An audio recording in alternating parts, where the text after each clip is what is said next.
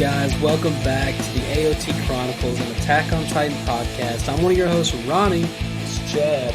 And we're here today to cover the Season 1 finale. Yeah. Pause real quick. Did you think we were going to make it this far? I did not, man. Especially all the times that you bailed on me. Oh, I did not believe on you. But getting this guy to take notes over here, it's like doing something that's really hard.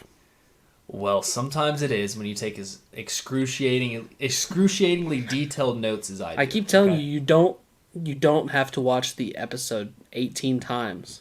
Well, I watched it 18 times. I write the entire dialogue down. I then expand off the dialogue. Yeah, you don't have to do the theater, what is it called? You don't have to do play scripts for everything. Wait. I've seen your notes where it's like Eren enters scene from left. Are you shitting me? I haven't had to do this entire time? Yeah, I've told you that multiple times. You just this don't could have been listen. so much quicker, Ronnie. You probably only have to watch the episode 12 times now. Good God. Anyway, Season 1, Episode 25, Wall, Assault on Stohess, Part 3. What an episode we've got here today. You got us a doozy here. You got any general comments right off the top? The Wallists are back. They are back, and they are kind of on... Well, let's not get ahead of myself. Let's go ahead and start. We start in a church. Inside the Stohess district, there is a group of Wallists in the middle of a ceremony, and let me just say right off the bat, too many people here. Why are there so many people part of this cult religion? It's unbelievable. Because they got nothing else to do in that inner wall. Well, it's getting ready to hurt them pretty bad, because as a pastor recites the prayers, Annie in her Titan form falls on the building, killing essentially everybody except the pastor. Where are your god walls now? Was that too harsh? No. Yeah. If you praise a wall, that's not too harsh. I mean, this was brutal. And we don't see the aftermath, but there was a good, 20 people at least there? At least. And they all just immediately squashed. Eren comes running after Annie, and she gets up and just takes off towards the wall. And this stupid-ass pastor who literally just watched his entire congregation get squashed like a bug yells, "No, stay away from the wall." This guy is challenging that bitch Daz for the absolute worst. What is this guy talking about? Dude, he doesn't want his wall touched, okay? I mean, he just lost everyone who ever believed in his Wallace crap anyway, and he's still buying into it, huh? Well, he's still there. He's still preaching. There doesn't have to be those people. Screw him. Jean says that now as a Titan, Eren can really put up a fight. You're not wrong. A better fight than when he was crushed under rubble. But Armin this episode, he's really in the mood to make people feel bad about themselves. He states that spirit is not enough to win a fight. You think he could leave it there, and then he goes, and John knows that firsthand. Mean. Just really mean from Armin there. Oh, I love Armin. Annie heads for an open flat area, making it unable for the other soldiers to use their ODM gear. So Hanji tells him to go around. We cut to Eren and Annie face off. Nothing like a good old-fashioned stare down to get the intensity flowing, and that's what we got going on here. Yeah, it's a little bit of just a chase at this point until they finally stop and get a standoff. Eren has a moment to reflect on the situation at hand, and he thinks about how Annie always seemed bored, that she thought everything was stupid, except for when she was showing off her fighting skills. And in spite of her saying that none of it mattered anyway, Eren knows that she was lying about not caring. Yep. And what do you I mean, I know we only got like 1 or 2 episodes at the very beginning of the season with Annie in it. But what do you think she actually cared about people, or what do you think Eren's kind of... I mean, I felt like she made it pretty clear in those first few episodes that everything that they were doing, like, none of it really mattered. I mean, she always had the mindset of the better you are, the further away you're going to get from the Titans. Mm-hmm. She was just kind of going through the motions. So I see where Eren says it from, but you don't get as good as she was at fighting without caring. Right, you gotta at least have a little passion to get that good. He questions her reason for killing all those people and charges forward. Annie blocks his punch with her ability to harden. Eren counters that. He grabs her leg, throws her at a nearby building.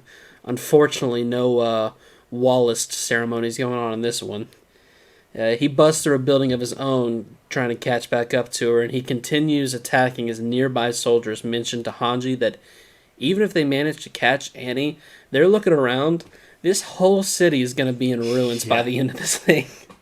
And it's crazy, too, because even at this point, well, obviously Eren doesn't care, but Eren is so riled up that he could kill 40 people and not even notice. Oh, yeah. And that's just wait till we get a little further, because if he's doing that now, I don't know what's getting ready to happen. So Hanji takes this information in, and she basically just replies, I'm paraphrasing here, not my problem. She says Erwin will deal with it. Mikasa, she gets up. She kind of, there was some sort of commotion that took place, and she was kind of laying on the ground, but she gets up and mutters, Eren. Okay, Nile. That's all. That's literally you're looking at me a little weird. We just cut to her. She got up. She looked around. She said, "Eren," and then we cut away. Just checking up on her. I appreciate it. We got one.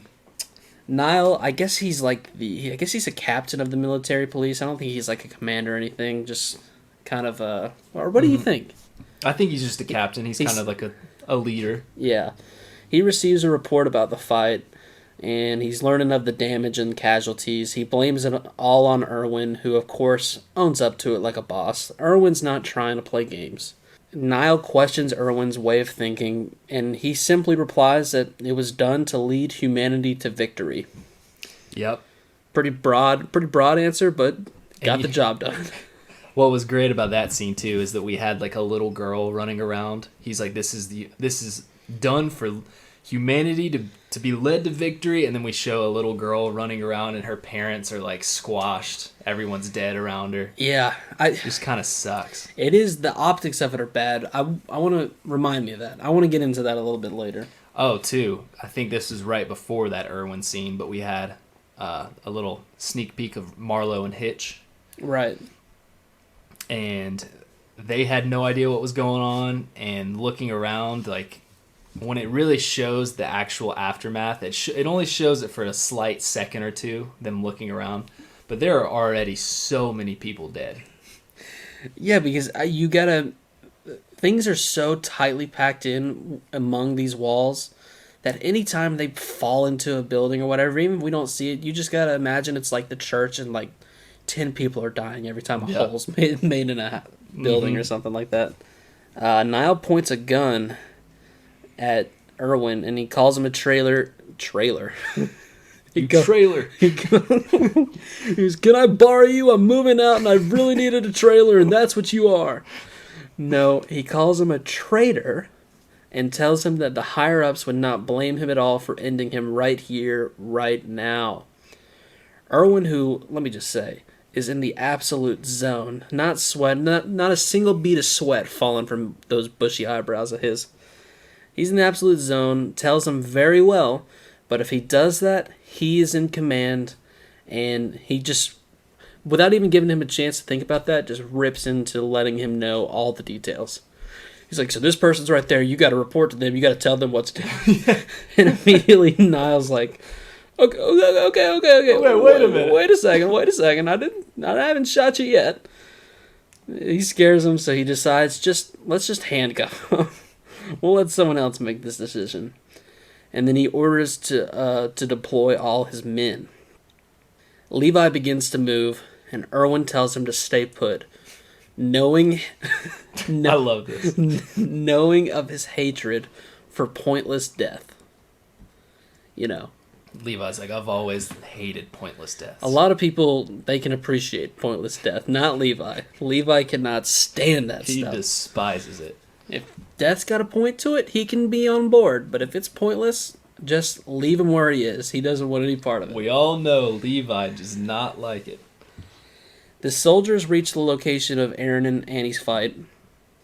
Armin kind of repeats what he's said before about, to gain something, you have to lose something, and realizes that Annie is surely able to sacrifice her humanity for her cause. Her and Eren continue to fight as Annie recalls her father calling out to her. She roundhouse kicks Eren, this is her staple, right in the side of the head, knocking him into a building. But what he wasn't ready for was that Eren has employed a bold strategy of just biting into her leg and not letting go. He tried that same move that he did in the forest where he slit his teeth across her leg. Yeah. But it didn't work this time. And this is something they don't teach you in cadet training. No. This leads to the type of scene that always makes my stomach just a little uneasy, which is anytime someone repeatedly hits another one in the head/face until essentially nothing remains.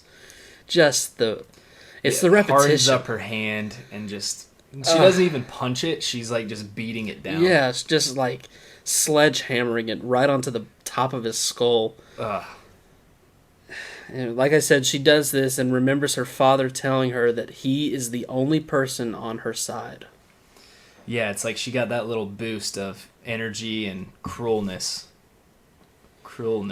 If you know what I mean. Calm down over there, calm down. When she heard her dad's words, and that's what gave her the motivation to just keep bashing his skull. She begins to run away as Eren remembers his goal, which, in case you missed it, when he said just the one or two times before, it's to essentially, try and wrap your head around this, kill all the Titans. Whoa.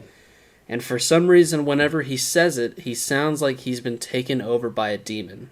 Yeah, it's it fades into his Titan, and then it goes deeper and deeper. It's weird. I guess if his Titan had a voice, it's mixed with what that would sound like. It's kind of cool.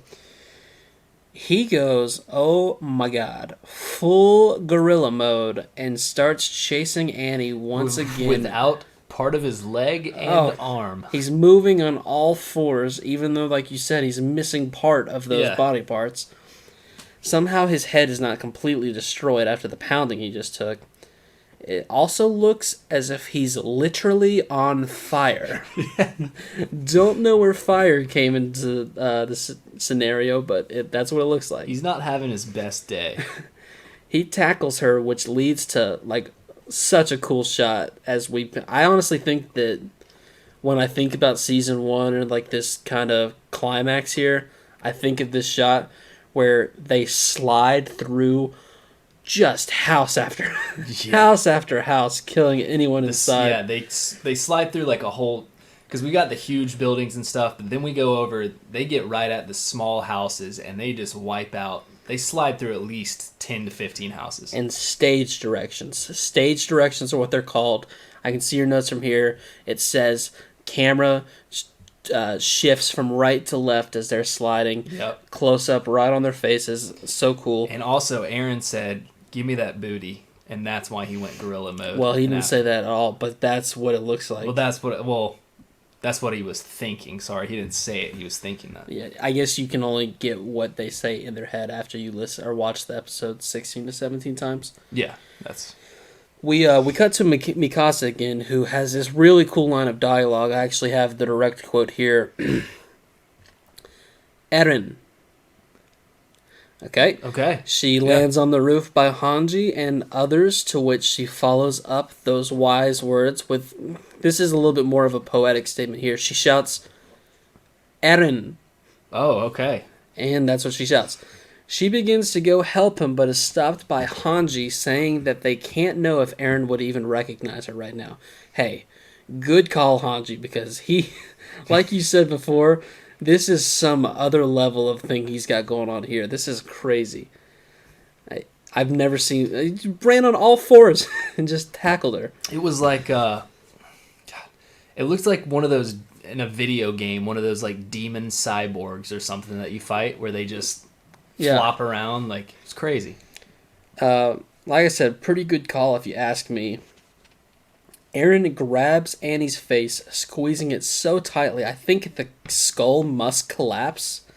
I mean, quietest page turn you've done yet. That was pretty good, but you haven't quite made it. Can you get there? Okay. Annie fights off Eren and attempts to escape by climbing the wall. Eren tries to catch her, but she manages to kick him off by sacrificing her right leg. Brutal. Really cool though. Like, he's just wrapped around it, and she just takes that left leg, knowing that he's got such a tight hold on that right leg, and just rips off. She's desperate, man. It shows how desperate she is. She continues climbing. She's like hardened her fingers to make grabbing the wall even better. And the wallist guy is just losing his shit. Not the wall. You're putting holes. How are we going to replace that? Mikasa zips over and cuts off the fingers on both of her hands. Just you know how she rolls. Smooth move. Mikasa embraces Father Time, allowing her to momentarily fall in slow motion as she lands on Annie's face and tells her to fall. God, so badass. One of my favorite lines in the entire show. As if she was going to go in any other direction. She lets her know, fall. And then it's like Mikasa's feet just shove her to the ground. Like, causes her fall, even though it had nothing to do with it. Because she was friends with Father Time. She literally slowed time down and then jumps off of her. As Annie falls down, way to listen to directions, she thinks about her father one more time. In the memory, her father tells her he was wrong and that it was too late to ask for forgiveness. He tells her that even if the whole world is against her, he is always on her side, and then he asks her to promise to return to him. Doesn't look like that's going to happen here, Ronnie. It's looking pretty bad right now. Annie falls to the ground, and Eren pounces on her before she even has a chance to get up. He then gets some payback from a couple episodes ago when she literally decapitated him, because he removes her right arm while losing his other arm in the process. That's how bananas he's going. He throws it, and somehow it manages to grab a hold of a bridge, even though it's not connected to the body. Kind of interesting. I don't know if that's, something we need to look out for, because... It might be, yeah. Eren claims that... Well, how awesome was that, though, when it hit the bridge and held onto it? We get a shot of Erwin. And his face actually looks a little phased this time. It's just, you can only take so much from these things. It's just one thing after another with these Titans. And I think he's kind of, he's gone on enough missions by now that he's over it. But still, he's like, seriously, it's off her body and it's still grabbing bridges? Give me a break.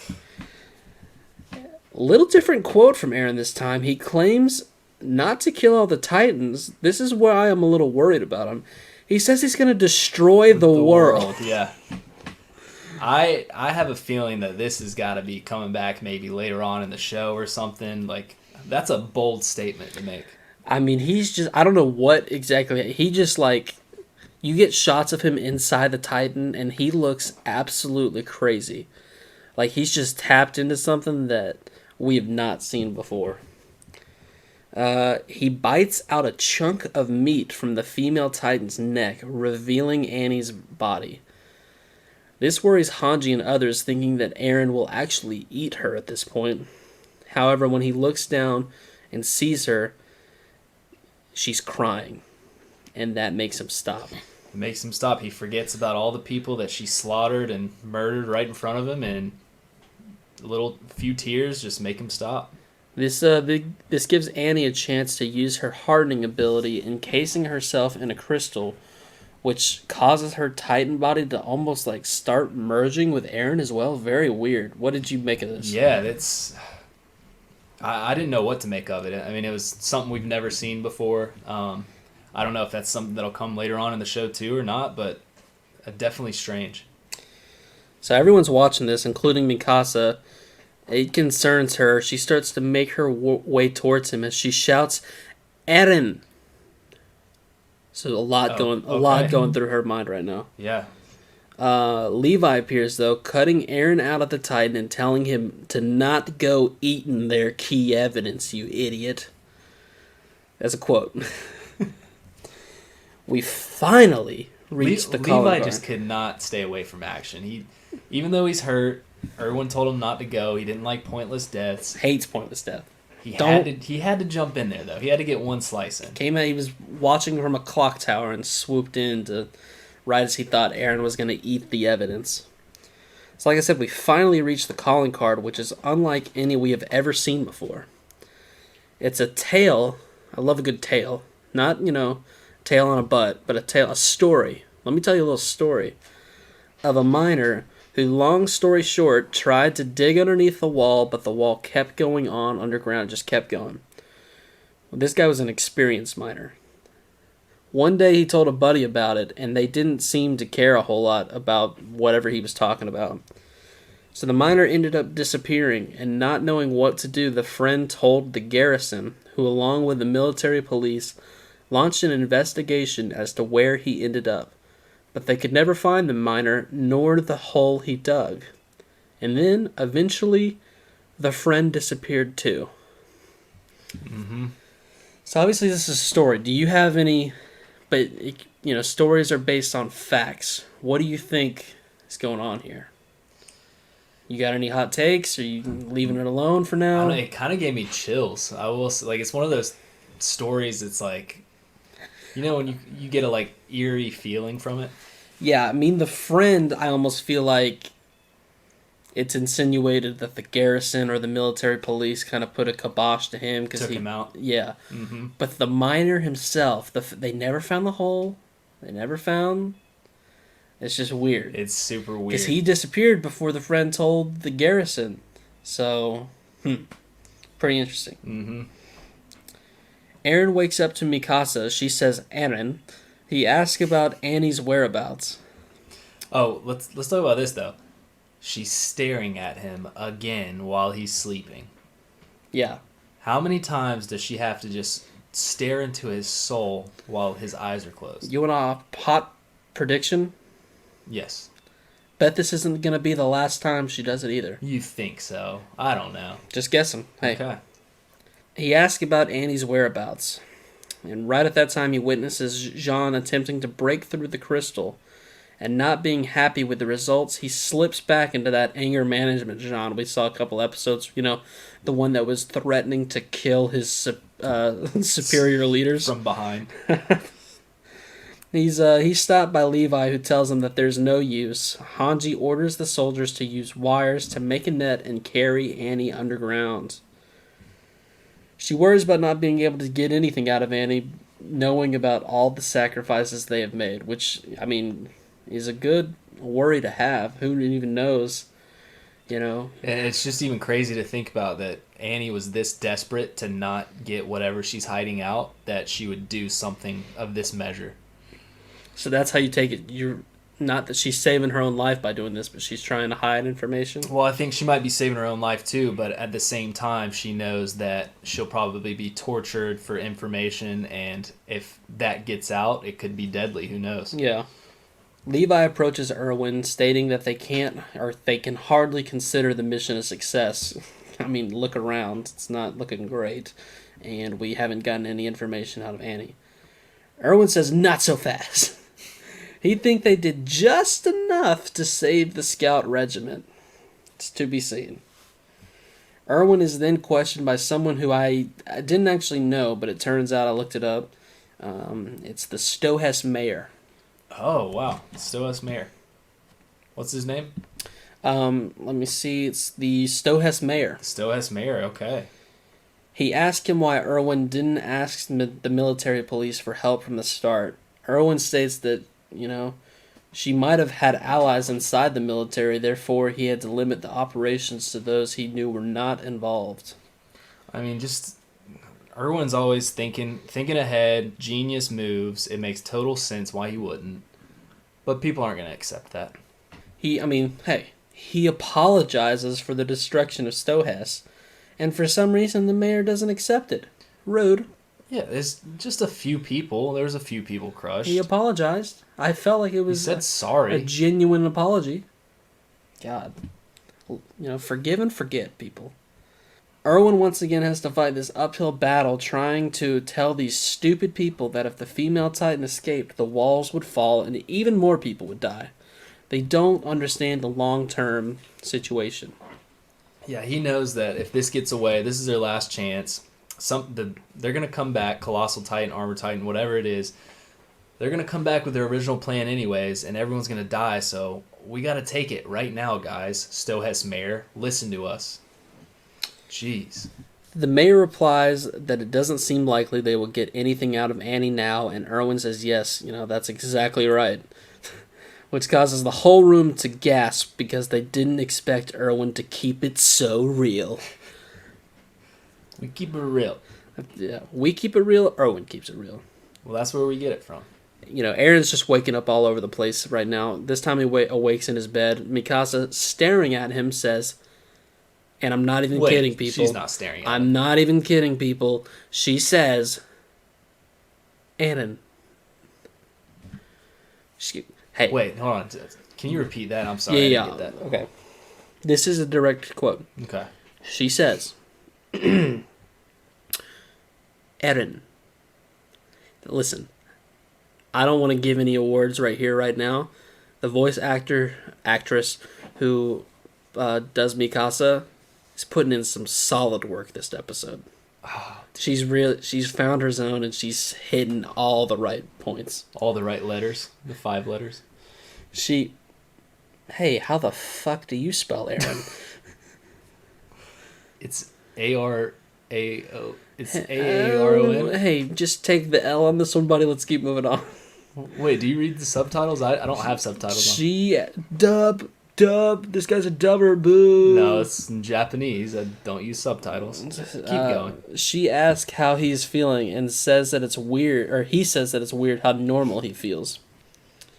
He asks if Annie is still in her hardened shell. Mikasa says yes, and Jean goes on to say that they got nothing from the operation. Well, except Annie in a hardened shell, Jean. What do you think about that? Armin, who really seems to be in a mood this episode, states that Eren is the one who let that happen. He let her get away. Armin's on his... He's not on the bullshit, okay? Armin's going to call it out this episode. He's like, I've literally figured everything out going on in this entire world the past however long, and no one can get it right except for me. Like, I'm the brains, you guys are supposed to be the strength, and no one's doing anything. Eren confirms that upon seeing Annie, he couldn't move. He was probably so wrapped up in all those good times they had. Like, remember that one time when she kicked his ass? Good times. Yeah. Good times. Good times. Armin and Jean are then called for a hearing. Eren tells Mikasa that it just felt great having his body come apart during the battle. So much so that he felt like he just wanted to die. It felt so good. Yeah, that was... Hey, buddy. Get therapy. Mikasa, absolutely horrified, rightfully so, I would say, says the one and only thing that you could possibly say to help get a person in the right state of mind after saying something so dark. She says, Eren. Wow. Whoa. Hey, some people just know the right thing to say and when to say it. How much do you think she got paid for this performance? I hope 3/4 of the show's budget. She is killing it. I guess he thought she would take the news better because he ends up covering it up by saying, not anymore. I don't want to die anymore, but, it just felt a certain way I enjoyed, and that's how I felt at the time, but not anymore. Don't worry. Outside, Jean and Armin discuss whether becoming a monster is the only way to beat the Titans. Armin says that he thinks Eren has what it takes, but that it will not be easy to overcome. We're at the hearing now. Erwin says that they never even imagined the possibility of humans becoming a Titan, and now that they have captured a member of the enemy, that's a huge step forward. He just wants people to see that, because everything else looks like a pretty big loss right now. I'm not sure if he's getting a good feel of the room, though, because he goes on to say, now is the time for us to launch an attack on the Titans within our walls. Dude, I love that. I love how he counters it right there. He just doubles down. Yeah, it's our turn to attack. Most people would be like, we'll give it a week or so, but he just goes for it. As Annie is being kept underground, we see a shot of her, kind of locked up. She's still in her hardened shell. We see Reiner, Bert, Connie, and Krista riding out on horses. We go to the credits. We sit through the credits, sit through the song. Yep, got a little surprise. We come back at the part of wall Cena damaged by Annie. A Titan is shown within the wall. Whoa. We get a little sneak peek of it. And it looked, you know what it looked like? What? It had like the muscle, had the red stuff on it, like the Colossal Titan. Oh, okay. Yeah. It had that weird looking face, you know what I mean? Yeah. And that's the end of season 1. What do you got for me? That's a... Season overall, what do you think? I thought it was good. I love the whole... As soon as the female Titan showed up, that's when it really picked up for me. Yeah. It definitely... the very beginning, very good. They kind of hit a slow point when... Trost. Kind of the Trost storyline. Picked it back up with the female Titan once everyone joined the Scouts, pretty much. And ended with a bang. Set up great stuff for season 2. Can't wait to get into it. I'm hyped. Before we get going, we don't have any feedback, but we do have our new fan favorite segment. Learn a little bit about Ronny and Chaz. Okay. It's only the second time we've done it, so do you want to kind of explain the segment to the people? All right, so in this segment, what we kind of do is we kind of lay it out there where you learn a little bit about Ronny and Chaz. Okay. I think you did a good job of that. Do you want to start? You want me to start? I'll let you start. Yeah, you can start, Ron. Okay, so I've lived in the same house at the moment for, I think it's probably been about 17 years, something like that. But when I first moved in, my parents, they had a shower that doesn't have like a door on it. It's kind of like an open shower setup. So my brother, I've talked about him on the podcast before when he got in a wreck, and I didn't really care. Go back and listen to that one. He's a few years younger than me, and we were at home alone one night, and I was trying to find him, couldn't really hear him. And I heard the shower going, but I heard other like banging noises, and I was like, what's going on? So I come around the corner, and he had set up shampoo bottles, 'cause it's a pretty big shower, and he was bowling in the shower. Bowling? Yeah, he had like a... like bowling ball bowling? Yeah, so he'd set up the shower, the soap bottles, and I don't even remember what he was using as a ball, but I saw him in like bowling stance. Probably like a tennis ball or something? Yeah, he took like a warm-up step, got real low. It looked like pretty good form, honestly, except, he was naked.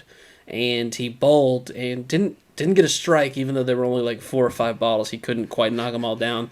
How old was he? He was 24? 24. No, he wasn't 24. He was more like 14, something like that. He was butt naked at 14 bowling? Well, he was in a shower, so yeah, I think. So was the shower going or no? Yeah, the shower. Okay, the shower was running. Okay. It was the point in the shower where I think most people like shampoo their hair, rinse it, get out. He's particularly been one to always take good 20-minute showers. We try and get him to stop. It's just kind of a strong passion of his, and he was bowling in the shower, horrified once he realized I had seen what was going down and started laughing.